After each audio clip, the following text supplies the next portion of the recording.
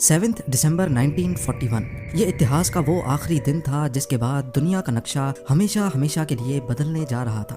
U S navy کی بیس پر ایک آفت ٹوٹنے والی تھی جس کا اندازہ کسی کو بھی نہیں تھا۔ بیٹل شپ میں موجود ایک افریقن امریکن باورچی ڈورس ملر سورج نکلتے ہی نیوی آفیسرز کو ناشتہ سرو کرتا ہے اور اس کے بعد ان کی لانڈری کلیکشن کے کام پہ لگ جاتا ہے۔ صبح کے ٹھیک 7:57 پہ ڈورس کو ایک سائرن سنائی دیتا ہے۔ وہ سائرن جو شاید کوئی بھی سیلر اپنی سروس میں سننا ہی نہیں چاہتا۔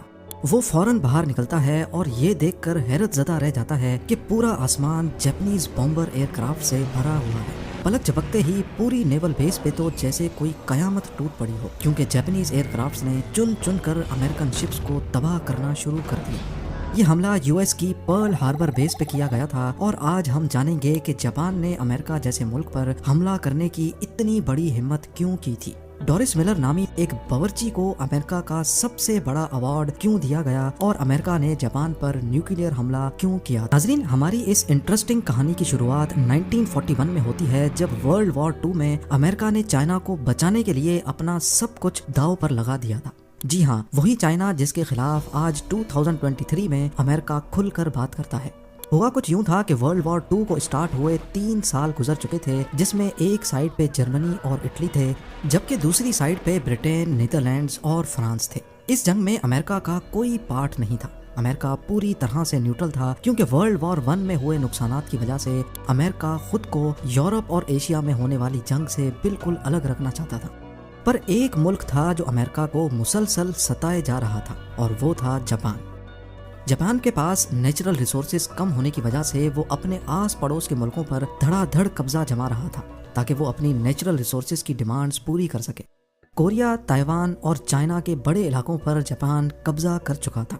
پیسیفک اوشن میں ہی جاپان کے قریب فلپینز، ملیشیا اور انڈونیشیا پر بھی اس کی نظر تھی، پر مسئلہ یہ تھا کہ ملیشیا برٹش کالونی تھی، انڈونیشیا نیدرلینڈز کی اور فلپین نیوٹرل رہنے والے امریکہ کی کالونی تھی۔ ان کنٹریز کو جاپان کا دوسرے ملکوں پر قبضہ کرنا بالکل بھی ٹھیک نہیں لگ رہا تھا کیونکہ جاپان کے پیچھے اصل میں ہٹلر کا ہاتھ تھا اور ہٹلر برٹین اور امریکہ کا دشمن تھا۔ جاپان کی یہ حرکتیں دیکھ کر جولائی 1941 میں امریکہ نے جاپان کو آئل دینا بند کر دیا۔ جاپان کے پاس خود کا آئل نہیں تھا بلکہ اس کی ڈیمانڈ کا 80% آئل وہ امریکہ سے ہی امپورٹ کرتا تھا۔ امریکہ نے اس کے سامنے یہ کنڈیشن رکھی کہ پہلے اس کو چائنا میں اپنا قبضہ چھوڑنا پڑے گا، پھر جا کر اس کو آئل دیا جائے گا۔ جاپان کے لیے یہ ایک بہت ہی مشکل فیصلہ تھا۔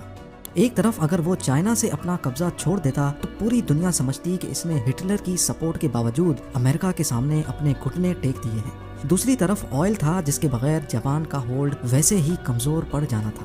جاپان نے فیصلہ کیا کہ وہ چائنا سے اپنے فوجی واپس نہیں بلوائے گا، بلکہ اندر ہی اندر اس نے پلان بنایا کہ وہ آئل کے لیے انڈونیشیا پر قبضہ کرے گا، لیکن یہ کام اتنا آسان نہیں تھا۔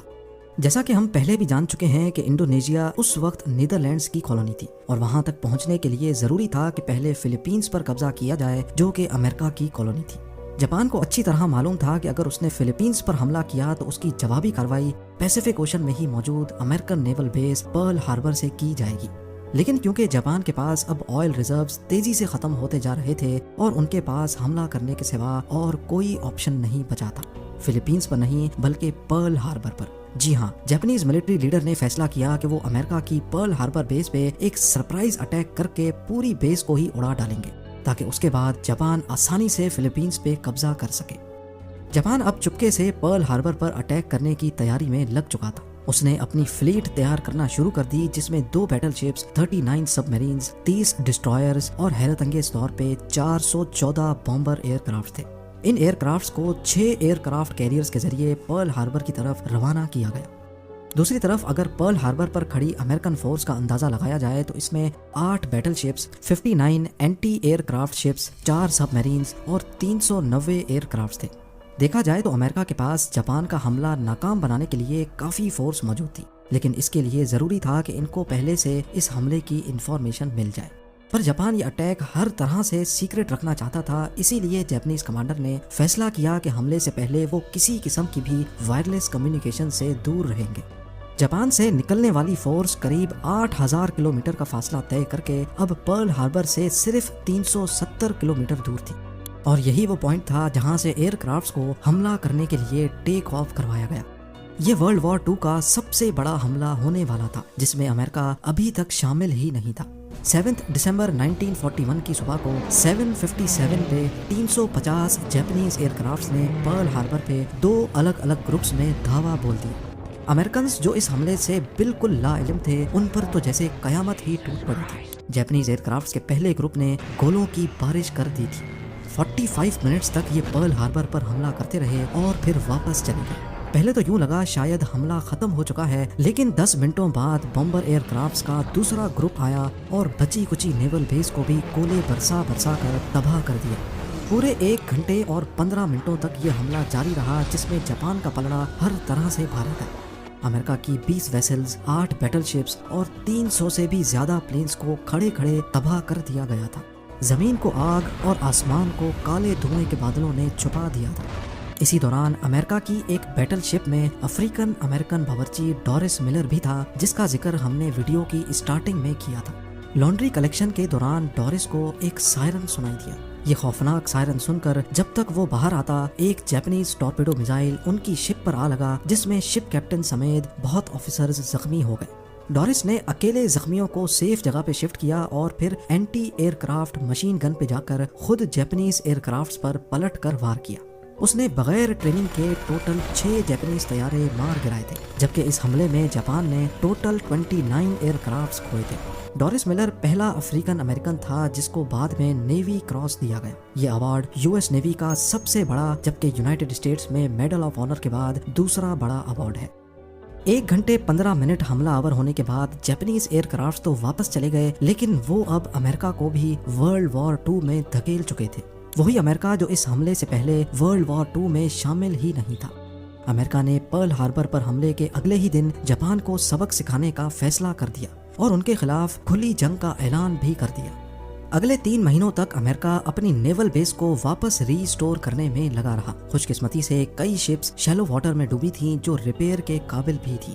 4 مہینوں کے بعد امریکہ نے جاپان پر ویسے ہی حملہ کیا جیسے انہوں نے پرل ہاربر پہ کیا تھا۔ جی ہاں، اپریل 1942 میں امریکہ نے جاپان کے کیپٹل ٹوکیو پر بموں کی برسات کر دی۔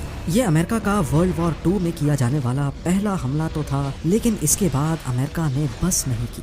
اگلے 4 سالوں تک جاپان اور امریکہ کی شدید لڑائی چلتی رہی جس میں اب امریکہ کا پلڑا بھاری تھا۔ جاپان اس جنگ میں بہت کمزور ہو چکا تھا، لیکن وہ کسی صورت ہار نہیں مان رہا تھا، امریکنز کے سامنے سرنڈر نہیں کر رہا تھا۔ آخرکار اگست 1945 میں امریکہ نے جاپان کے خلاف اپنا آخری کارڈ استعمال کر ہی ڈالا۔ 6 اگست 1945 کو صبح کے 8 بجے جاپان کے ہیروشیما شہر کے اوپر ایک Boeing B-29 super fortress aircraft دیکھا گیا۔ اس جہاز نے 4400 kg وزنی لٹل بوائے نامی بوم ہیروشیما کے اوپر گرا ڈالا۔ ایگزیکٹلی 43 سیکنڈز کے بعد ایک زوردار دھماکہ ہوا اور سب کچھ وائٹ ہو گیا۔ اس کے بعد ایک فائر بال زمین سے آسمان کی طرف گیا جس نے زمین کا ٹیمپریچر 5000 ڈگری سیلسیس تک پہنچا دیا۔ یہ ہسٹری کا پہلا نیوکلیئر اٹیک تھا جس نے صرف ایک چٹکی میں ہی پورے ہیروشیما پر 80% سے بھی زیادہ بلڈنگز کو مٹی کا ڈھیر بنا دیا۔ جاپنیز ملٹری لیڈرز کے تو جیسے پیروں تلے زمین ہی کھسک گئی تھی۔ ابھی وہ کچھ اور سمجھتے کہ 3 دنوں کے بعد 9 اگست کو امریکہ نے جاپان کے شہر ناگاساکی پر بھی نیوکلیئر بم گرا دیا۔